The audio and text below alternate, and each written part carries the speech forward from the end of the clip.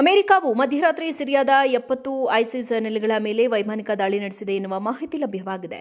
ಸಿರಿಯಾದಲ್ಲಿ ಅಮೆರಿಕದ ಸೈನಿಕರ ಮೇಲಿನ ದಾಳಿಯ ನಂತರ ಅಮೆರಿಕವು ಈ ಪ್ರತಿಕಾರದ ಕ್ರಮವನ್ನು ಕೈಗೊಂಡಿದೆ. ಅಮೆರಿಕದ ಅಧಿಕಾರಿಗಳ ಪ್ರಕಾರ ಕಳೆದ ವಾರ ಅಮೆರಿಕದ ಮಿಲಿಟರಿಯ ಸಿಬ್ಬಂದಿಯ ಮೇಲಿನ ದಾಳಿಗೆ ಪ್ರತಿಕಾರವಾಗಿ ಈ ಕ್ರಮ ಕೈಗೊಳ್ಳಲಾಗಿದೆ. ಈ ದಾಳಿಗೆ ಪ್ರತಿಕಾರ ತೀರಿಸಿಕೊಳ್ಳುವುದಾಗಿ ಅಧ್ಯಕ್ಷ ಡೊನಾಲ್ಡ್ ಟ್ರಂಪ್ ಸ್ಪಷ್ಟಪಡಿಸಿದರು. ಡಿಸೆಂಬರ್ 13ರಂದು ಮಧ್ಯ ಸಿರಿಯಾದ ಪಾಲ್ಮಿರಾ ಪ್ರದೇಶದಲ್ಲಿ ಅಮೆರಿಕ ಮತ್ತು ಮಿತ್ರ ಪಡೆಗಳ ಮೇಲೆ ನಡೆದ ದಾಳಿಗೆ ಪ್ರತಿಕ್ರಿಯೆಯಾಗಿ ಈ ಕ್ರಮ ಕೈಗೊಳ್ಳಲಾಗಿದೆ. ಈ ಕಾರ್ಯಾಚರಣೆಯಡಿಯಲ್ಲಿ 70ಕ್ಕೂ ಹೆಚ್ಚು ಐಸಿಸ್ ಭಯೋತ್ಪಾದಕ ನೆಲೆಗಳನ್ನು ಮತ್ತು ಶಸ್ತ್ರಾಸ್ತ್ರಗಳನ್ನು ನೇರವಾಗಿ ಗುರಿಯಾಗಿಸಿಕೊಳ್ಳಲಾಗಿದೆ ಎಂದು ಹೆಗ್ಸೆತ್ ಹೇಳಿದರು.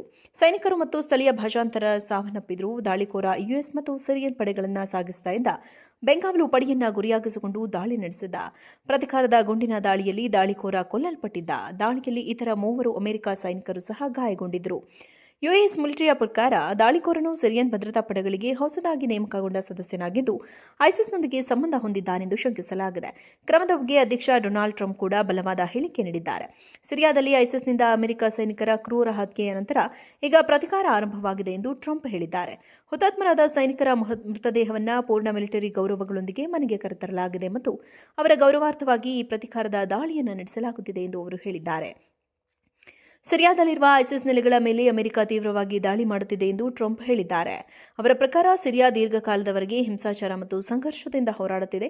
ಐಸಿಸ್ ಅನ್ನು ಸಂಪೂರ್ಣವಾಗಿ ನಿರ್ಮೂಲನೆ ಮಾಡಿದರೆ ದೇಶದ ಭವಿಷ್ಯವನ್ನು ಸುಧಾರಿಸಬಹುದು. ಸಿರಿಯನ್ ಸರ್ಕಾರವು ಈ ಅಭಿಯಾನವನ್ನು ಬೆಂಬಲಿಸುತ್ತಿದೆ ಎಂದು ಅವರು ಹೇಳಿದ್ದಾರೆ. ಅಮೆರಿಕವು ಮಧ್ಯರಾತ್ರಿ ಸಿರಿಯಾದ 70 ಐಸಿಸ್ ನೆಲೆಗಳ ಮೇಲೆ ವೈಮಾನಿಕ ದಾಳಿ ನಡೆಸಿದೆ ಎನ್ನುವ ಮಾಹಿತಿ ಲಭ್ಯವಾಗಿದೆ. ಸಿರಿಯಾದಲ್ಲಿ ಅಮೆರಿಕದ ಸೈನಿಕರ ಮೇಲಿನ ದಾಳಿಯ ನಂತರ ಅಮೆರಿಕವು ಈ ಪ್ರತಿಕಾರದ ಕ್ರಮವನ್ನು ಕೈಗೊಂಡಿದೆ. ಅಮೆರಿಕದ ಅಧಿಕಾರಿಗಳ ಪ್ರಕಾರ ಕಳೆದ ವಾರ ಅಮೆರಿಕದ ಮಿಲಿಟರಿಯ ಸಿಬ್ಬಂದಿಯ ಮೇಲಿನ ದಾಳಿಗೆ ಪ್ರತಿಕಾರವಾಗಿ ಈ ಕ್ರಮ ಕೈಗೊಳ್ಳಲಾಗಿದೆ. ಈ ದಾಳಿಗೆ ಪ್ರತಿಕಾರ ತೀರಿಸಿಕೊಳ್ಳುವುದಾಗಿ ಅಧ್ಯಕ್ಷ ಡೊನಾಲ್ಡ್ ಟ್ರಂಪ್ ಸ್ಪಷ್ಟಪಡಿಸಿದರು.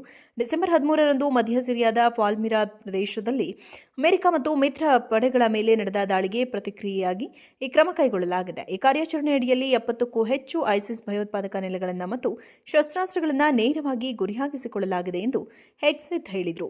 ಸೈನಿಕರು ಮತ್ತು ಸ್ಥಳೀಯ ಭಾಷಾಂತರ ಸಾವನ್ನಪ್ಪಿದ್ರು. ದಾಳಿಕೋರ ಯುಎಸ್ ಮತ್ತು ಸಿರಿಯನ್ ಪಡೆಗಳನ್ನು ಸಾಗಿಸ್ತಾ ಇದ್ದ ಬೆಂಗಾವಲು ಪಡೆಯನ್ನ ಗುರಿಯಾಗಿಸಿಕೊಂಡು ದಾಳಿ ನಡೆಸಿದ್ದ.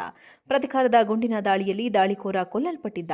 ದಾಳಿಯಲ್ಲಿ ಇತರ 3 ಅಮೆರಿಕ ಸೈನಿಕರು ಸಹ ಗಾಯಗೊಂಡಿದ್ದರು.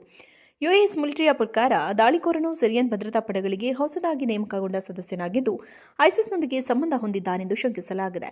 ಕ್ರಮದ ಬಗ್ಗೆ ಅಧ್ಯಕ್ಷ ಡೊನಾಲ್ಡ್ ಟ್ರಂಪ್ ಕೂಡ ಬಲವಾದ ಹೇಳಿಕೆ ನೀಡಿದ್ದಾರೆ. ಸಿರಿಯಾದಲ್ಲಿ ಐಸಿಸ್ನಿಂದ ಅಮೆರಿಕ ಸೈನಿಕರ ಕ್ರೂರ ಹತ್ಯೆಯ ನಂತರ ಈಗ ಪ್ರತಿಕಾರ ಆರಂಭವಾಗಿದೆ ಎಂದು ಟ್ರಂಪ್ ಹೇಳಿದ್ದಾರೆ. ಹುತಾತ್ಮರಾದ ಸೈನಿಕರ ಮೃತದೇಹವನ್ನು ಪೂರ್ಣ ಮಿಲಿಟರಿ ಗೌರವಗಳೊಂದಿಗೆ ಮನೆಗೆ ಕರೆತರಲಾಗಿದೆ ಮತ್ತು ಅವರ ಗೌರವಾರ್ಥವಾಗಿ ಈ ಪ್ರತಿಕಾರದ ದಾಳಿಯನ್ನು ನಡೆಸಲಾಗುತ್ತಿದೆ ಎಂದು ಅವರು ಹೇಳಿದ್ದಾರೆ. ಸಿರಿಯಾದಲ್ಲಿರುವ ಐಸಿಸ್ ನೆಲೆಗಳ ಮೇಲೆ ಅಮೆರಿಕ ತೀವ್ರವಾಗಿ ದಾಳಿ ಮಾಡುತ್ತಿದೆ ಎಂದು ಟ್ರಂಪ್ ಹೇಳಿದ್ದಾರೆ. ಅವರ ಪ್ರಕಾರ ಸಿರಿಯಾ ದೀರ್ಘಕಾಲದವರೆಗೆ ಹಿಂಸಾಚಾರ ಮತ್ತು ಸಂಘರ್ಷದಿಂದ ಹೋರಾಡುತ್ತಿದೆ. ಐಸಿಸ್ ಅನ್ನು ಸಂಪೂರ್ಣವಾಗಿ ನಿರ್ಮೂಲನೆ ಮಾಡಿದರೆ ದೇಶದ ಭವಿಷ್ಯವನ್ನು ಸುಧಾರಿಸಬಹುದು. ಸಿರಿಯನ್ ಸರ್ಕಾರವು ಈ ಅಭಿಯಾನವನ್ನು ಬೆಂಬಲಿಸುತ್ತಿದೆ ಎಂದು ಅವರು ಹೇಳಿದ್ದಾರೆ.